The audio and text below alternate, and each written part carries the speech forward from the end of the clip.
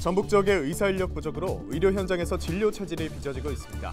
전국 보건의료산업 노동조합 관계자들은 지역 의대 정원 확대와 공공의대 설립을 촉구했습니다. 정읍시의회가 올해 마지막 정례회를 열고 35일간의 일정에 들어갔습니다. 이번 회기에서는 행정사무감사와 내년 예산 심사가 예정돼 있습니다. 전북 교육단체들이 전북도 교육청의 조직 개편안에 대해 원점에서 재논의할 것을 촉구했습니다. 이번 조직 개편안은 의견 수렴이나 토론 과정 없이 추진됐다고 주장했습니다. 푸르밀 도사가 인력 30%를 구조조정하는 합의안을 추진하고 있습니다. 노사 양측은 매각을 재추진하는 안을 마련하고 있습니다.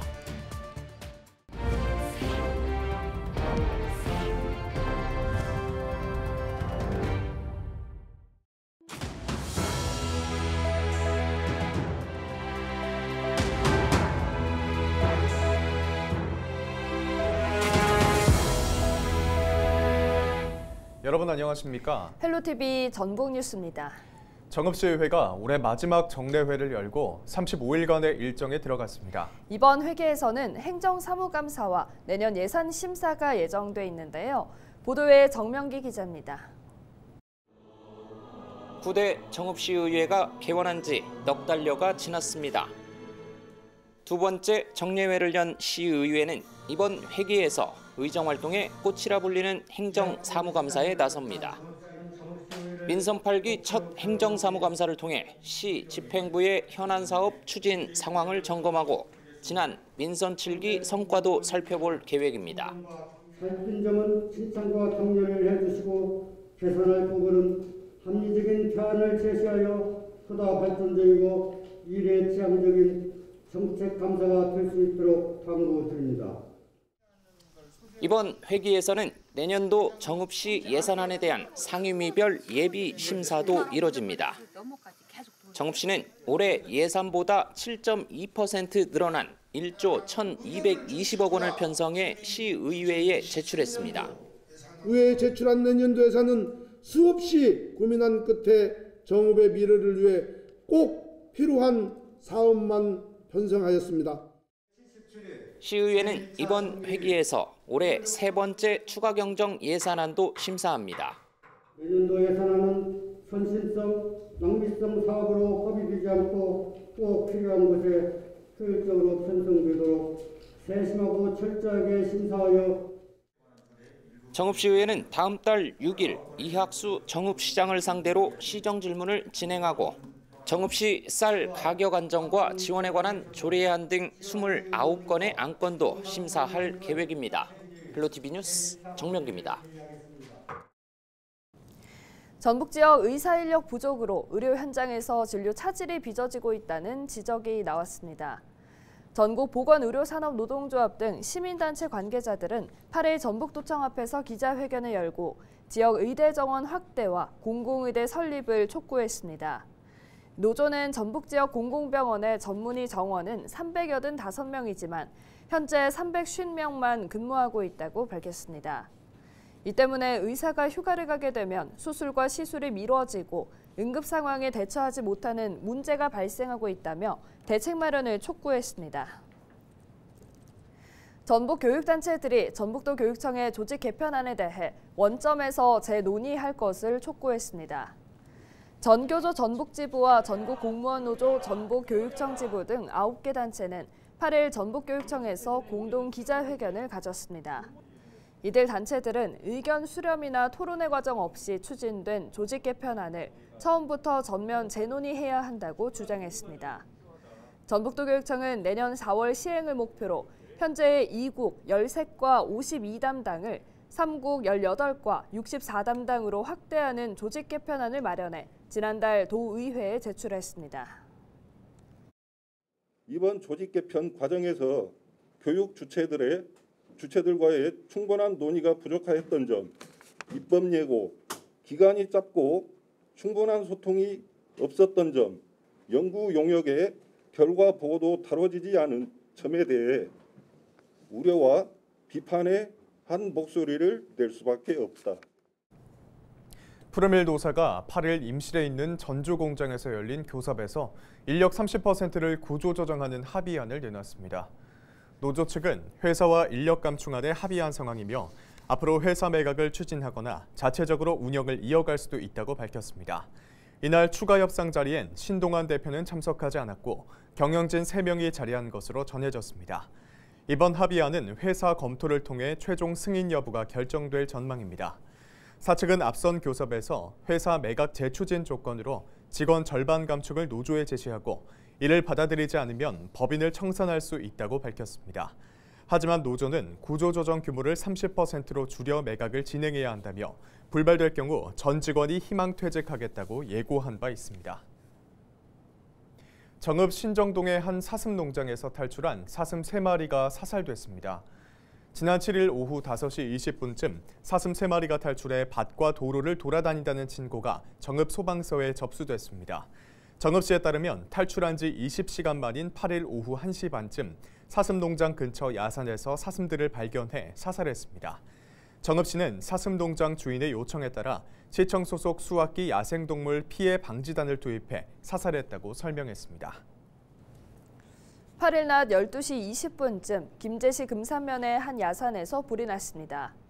김제 소방서는 불이 났다는 신고를 받고 산림청 헬기 1대와 진화 인력 60명 등을 투입해 1시간 20여 분 만에 불을 껐다고 밝혔습니다. 소방당국과 산림당국은 정확한 화재 원인과 피해 규모를 조사하고 있습니다. 태풍 흰남노로 피해를 입은 전북 지역의 수재민들이 재난지원금을 받을 수 있게 됐습니다. 전북도는 8일 흰남노 피해로 인해 농작물과 농경지 등 사유시설에 피해를 본 도민에게 사유시설 재난지원금 43억 200만 원과 소상공인 피해지원금 900만 원을 올해 말까지 지급하기로 했다고 밝혔습니다.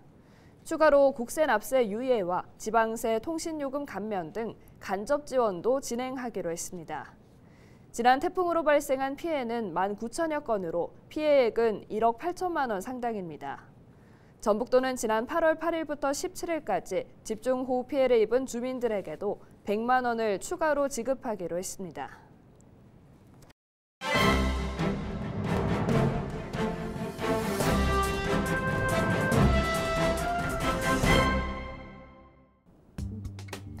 신문브리핑 전북일보 기사입니다. 노을대교와 새만금 하이퍼튜브, 국립호남권 청소년 디딤센터 등 전북도가 어렵게 유치한 대형 국책사업들이 첫 발도 떼지 못하면서 사업 지연 우려가 갈수록 커지고 있습니다. 대대적으로 홍보한 국책사업의 후속 조치가 제대로 이뤄지지 않으면서 그 성과도 빛이 바래고 있는 건데요. 지난 8월 노을대교 건설이 제5차 국도 국지도 계획에 반영되자 전북도 고창군, 부안군을 비롯한 지역 정치권은 17년의 기다림에 종지부를 찍었다며 일제히 환영 성명을 냈습니다. 올해 8월 하이퍼튜브 테스트베드를 새만금에 유치했을 때도 김관영 전북도지사는 이번 공모 선정으로 전북이 미래 성장에 중요한 모멘텀을 마련했다라며 집중 홍보했습니다. 같은 해 8월 익산시에 유치한 국립호남권 청소년 디딤센터도 마찬가지였습니다. 그러나 현재 노을대교 건설 사업은 시공사 선정이 3차례나 유찰되며 당초 목표로 한 올해 착공이 사실상 불가능해졌습니다. 새만금 하이퍼튜브 테스트베드 사업 역시 예비 타당성 조사 대상에서 탈락하며 사업 추진에 난항을 겪고 있다고 신문은 실었습니다. 지금까지 신문브리핑이었습니다.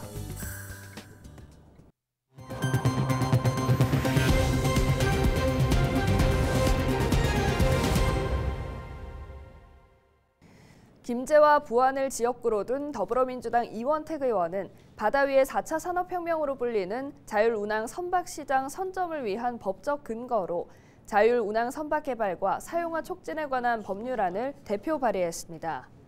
법률안은 자율운항 선박 상용화를 위해 관련 규제를 완화하는 등의 내용이 담겼습니다. 이 의원은 자율운항 선박 개발과 실용화, 상용화를 범부처 차원에서 체계적으로 지원할 수 있도록 법안을 발의했다고 밝혔습니다. 정읍시와 폴란드 스탈로바 볼라시, SK 넥실리스가 지속가능한 상생 모델 구축을 위한 업무 협약을 맺었습니다. SK 넥실리스의 국내외 투자 지역인 정읍시와 폴란드 스탈로바 볼라시는 지역사회 공헌 활동과 산업단지 운영 경험 등을 공유하기로 했습니다.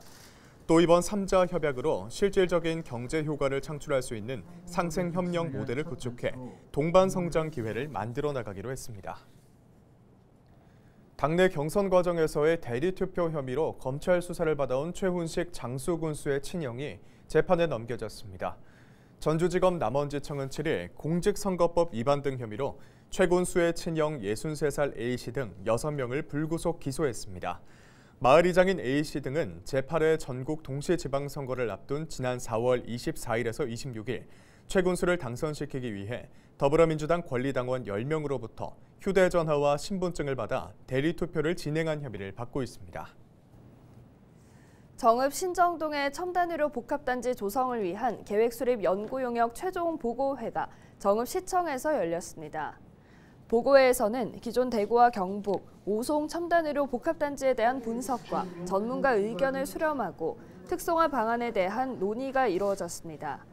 정읍 신정동 연구개발특구에는 현재 한국생명공학연구원 분원과 안전성평가연구소 분소, 한국원자력연구원 첨단방사선연구소가 있으며 정읍시는 오는 2052년까지 첨단의료 복합단지를 조성할 계획입니다.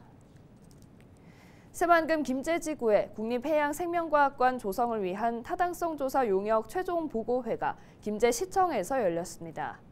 보고회에서는 다른 국립해양문화시설과 차별화한 새만금만의 특성을 살린 해양생명 테마관과 해양생물 복지 전시관, 해양자원 미래연구관 등으로 구성하겠다는 계획이 제시됐습니다. 김제시는 전북도민의 해양문화 기본권을 높이고 새만금을 찾는 국내외 관광객에게 볼거리와 체험거리를 제공하기 위해 이같이 진행해왔다고 밝혔습니다. 이상으로 뉴스를 마칩니다. 함께해 주신 여러분 고맙습니다.